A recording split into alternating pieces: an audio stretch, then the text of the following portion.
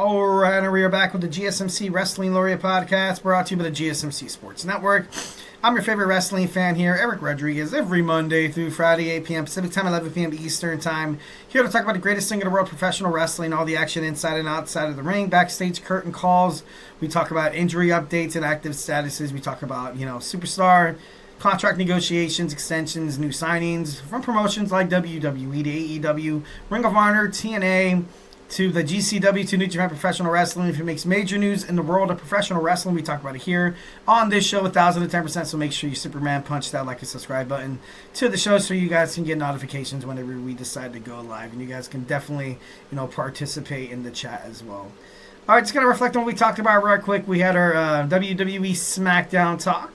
A little bit of an in-depth analysis on how the how the episode could possibly go, and now we're gonna get into some AEW Dynamite. But before we do any of that, I just want to remind you guys to go ahead and hit up that super chat, whether you got a burning question or a hot take in terms of the world of professional wrestling, or just something you've been dying to get off your chest here at the GSMC Sports Network. We are all ears, 1,010%. We just want to make sure that you guys feel like your voice is part of the mix, so don't be shy. Drop your thoughts inside that chat, and if you really want to make sure your comment, question, or concern gets noticed, why not hit that $sign next to that chat box, which guarantees anything you guys put inside that box is going to be featured and talked about on the show, maybe even debated about if it's that juicy.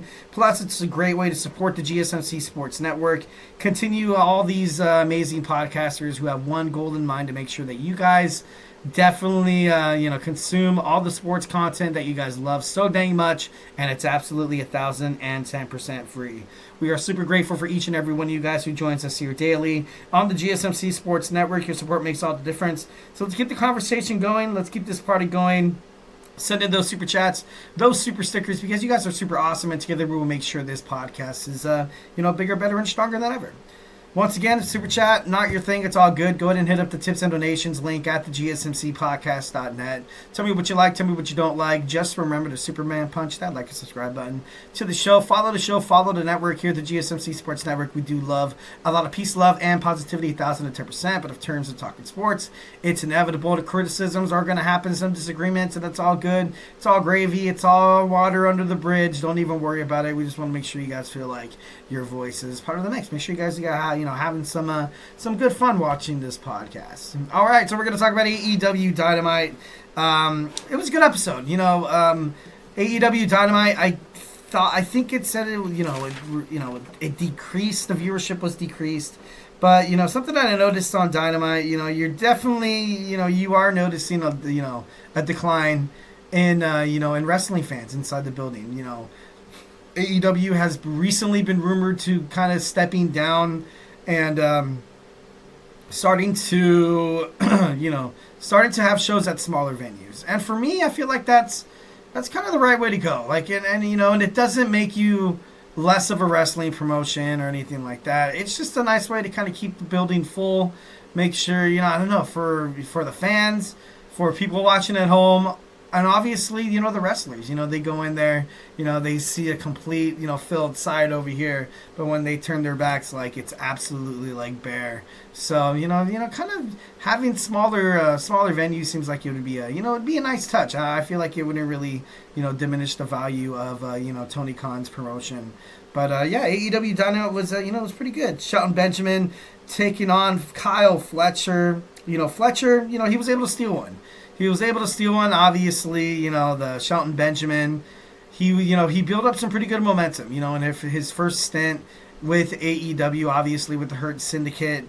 MVP, no matter how much he goes out there, no matter how many times he, says, the more I give you those, the business cards, this will change your life, you know what I mean? But, it's cool. It's cool. Obviously, right now, Ricochet is, on the fence of, do I want to join the Hurt Syndicate? Maybe I don't. Maybe I do. I feel like with the addition of Ricochet would be awesome. But, Shelton Benjamin, once again, getting a loss. I think this is his first loss in AEW, but it was against Kyle Fletcher, obviously, this Don Callis family storyline, building up some heavy momentum. You had him defeat Will Ospreay recently. So, there's going to be some give or take. But, having Kyle Fletcher pick up this victory, I feel like is for me, I feel like it's better. It's building up this total heel that Kyle Fletcher is ultimately trying to create, trying to be successful, trying to get out from the shadow that is Will Ospreay. So I don't know, should be pretty cool. Hook was laid out by the patriarchy. What does that mean?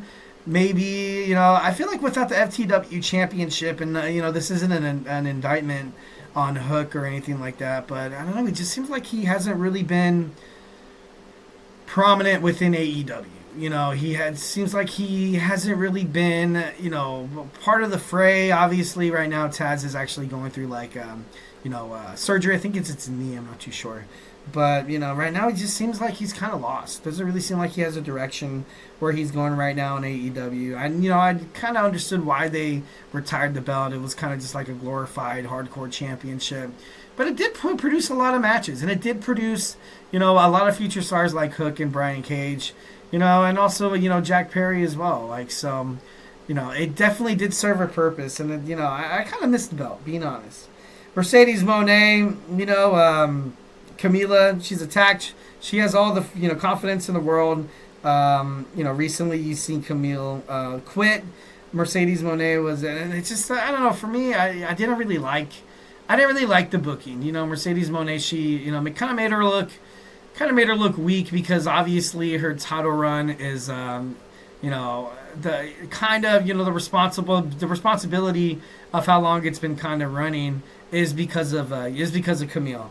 So, kind of this whole conflict between her and Mercedes Moné, I was kind of like, okay, but, it's, hopefully the AEW has another storyline that, they can give her. The Hurt Business backstage, obviously, Shelton Benjamin frustrated that he lost to Kyle Fletcher in the Continental Classic, and they decided to attack some security guards, and they looked really tough. They looked really badass. I'm just kidding.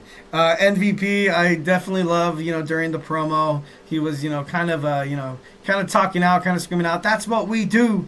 That's what we do. Like, really, dude? That's what you do? You beat up on, poor defenseless security guards, and all of a sudden, Bobby Lashley looks badass, and Shelton Benjamin looks unstoppable. And it's, for me, I thought it was kind of a bad spot, but that's just my opinion. Next, we had the Dynamite dozen. We had 12 men.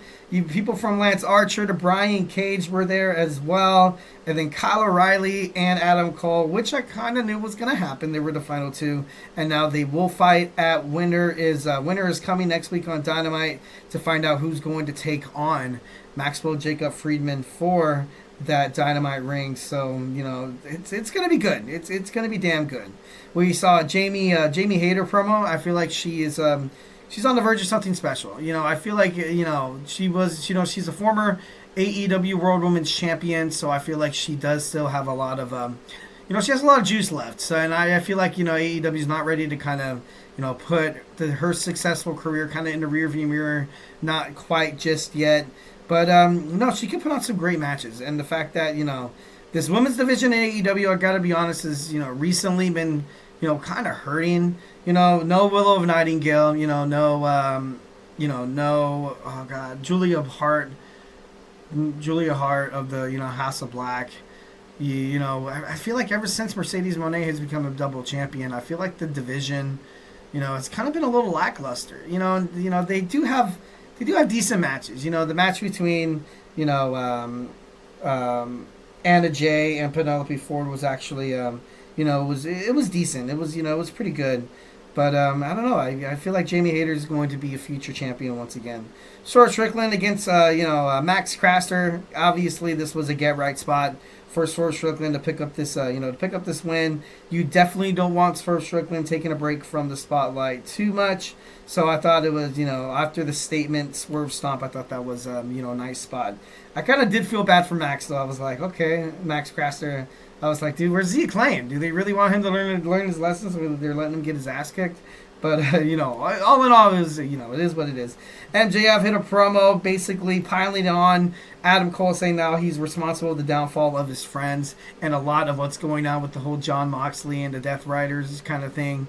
A clear, classic MJF. The straw man argument kind of derived the point into something different, making Adam Cole kind of look bad. Classic, a way for him to kind of piss people off. So, it was a, classic MJF. I thought it was funny. And he said, I know that you cannot beat Kyle O'Reilly. Kind of just kind of stirring up the pot, man. Gotta love MJF. Switchblade Jay White defeats the Bastard Pack with the Blade Runner after Wheeler Yuta took him down. So I thought that was actually kind of crazy. Then after the match, you saw Jon Moxley come in. Then you saw Orange Cassidy come in. He was dressed as a cameraman, but he was able to, try to fight Jon Moxley. Then you saw Hangman Adam Page come out to fight Moxley as well. Unlikely alliance, but it was actually kind of cool to see these three, superstars. I want to hate. I want to hate Hangman so bad. And for a little while when the Bang Bang Gang were, they were double champions, the Ring of Honor 6-man championship, also the AEW Trios championship holders, they were kind of, they were a little, but, this new character development with JY, I kind of like it. I feel like it fits him perfectly.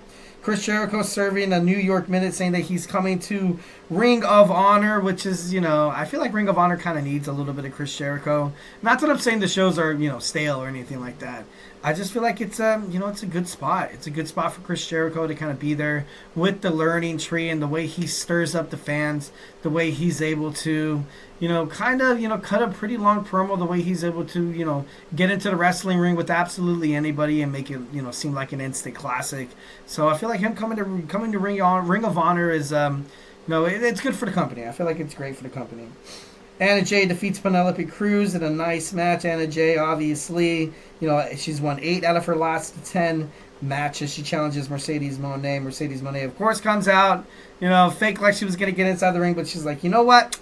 Not on your time, on my time. Next, we have a, Mariah May promo sit down, which was, it was a good promo. It was, definitely building up the match with winners coming against Mina Shirakawa for the AEW World Women's Championship. But I got to be honest, during the promo, you kind of did see a botch. You saw in the background when Renee Paquette was talking to Mariah May, you saw her, I don't know, she was behind Renee, she had the champagne bottle, and I don't know, it was, then she went in then she went the door, and I think she came around, and it was it was supposed to be like a surprise, but I was like, because I saw it, and I was like, what? Who the hell was that? At first, I thought it was Mercedes Moné, and then I went back and I kind of rewinded it and I paused. I was like, dude, does that mean it's your? I just thought it was kind of funny, but maybe there was a camera angle malfunction or anything like that. But like I said, didn't really take anything away from the promo too much. But I just thought it was kind of funny. You like seeing a little bit of a little bit of dorky stuff like that. Lastly, in the main event, we saw Claudio Castagnoli defeat Brody King. Now, he's probably going to win the Continental Classic. He's probably going to be the one to challenge Kazuchika Okada for that title. And to be honest, it'd be nice. It'd be kind of cool to kind of see, the Death Riders go up against the Elite, where you kind of have to pick, the worst of the bunch. The enemy of my enemy is my friend. Also, you're kind of, stuck with this bad taste in your mouth where you're kind of like, oh man, I gotta either cheer for Jon Moxley or I gotta cheer for, Matthew Nicholas Jackson. It might be a nice little spot to kind of bring them back into like a babyface kind of thing, but I doubt it. But it'd be a nice little feud between the 4 guys, 4 on 4. That'd be pretty dope. All right, guys, so, hey, that was my AEW Dynamite review. Don't go anywhere. We're going to jump on into TNA, Impact, and Ring of Honor recap. We're going to talk about the episodes that happened last night. So grab your favorite snack, grab your favorite ice-cold beverage, and join me here in about 20 seconds. So, hey, do not go anywhere.